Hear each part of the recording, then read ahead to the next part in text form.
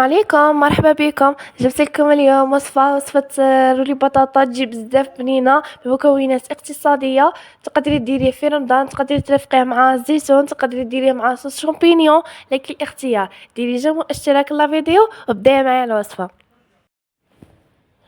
جيبي لي 2 حبات الى 3 حبات بطاطا، قطعيهم دي غونديل بهذه الطريقه.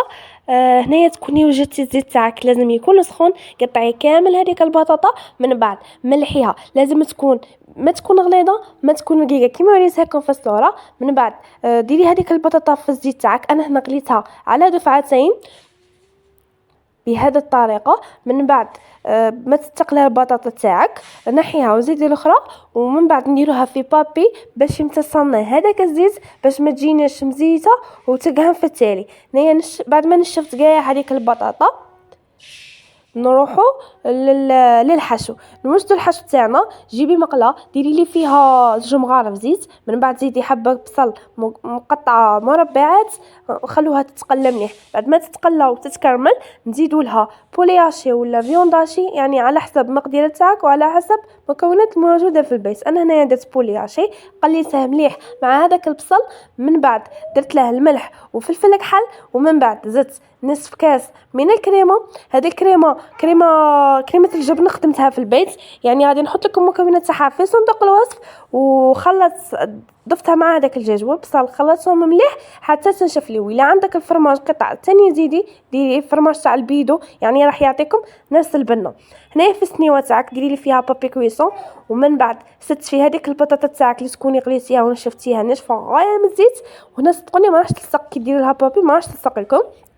زدت فيها ديك البطاطا، ديروا الحبات الكبار الحبات الصغار خليهم تبلوا بهم هذوك الفراغات اللي راهم يبانوا اللي راكم تشوفوا فيهم. نبلعوا بهم كاع دوك الفراغات. من بعد جيبي لي 2 حبات بيض، ضربيهم مليح. الا عندك المعدنوس ثاني ديري ولا تحبيه.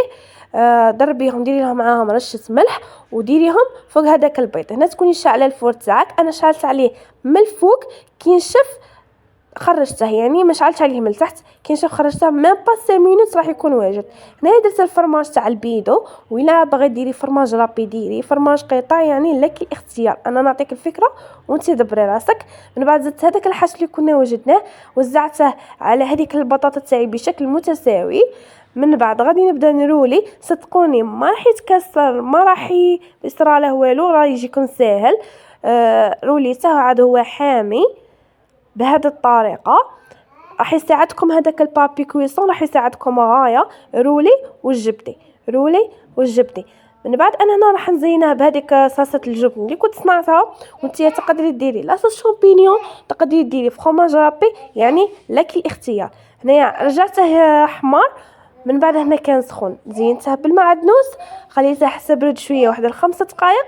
من بعد قطعته بهذه الطريقه. انا راح قدمته مع هذيك الصلصه تاع الجبن. ما كنتش دايره الزيتون، وانتي ديري الزيتون، ديري الشامبينيون، ديري الجلبان، راح يجيك بزاف. تقدري حتى تحطيه كيما هكا، صدقوني راح يجي بنه، راح يجي بزاف بنين شباب. ما تامنيش عقلك، جربيه على ضمانتي. الا عجبك الوصفه تاعي ديروا لي جيم اشتراك. نلتقى في وصفات اخرى ان شاء الله. سلام.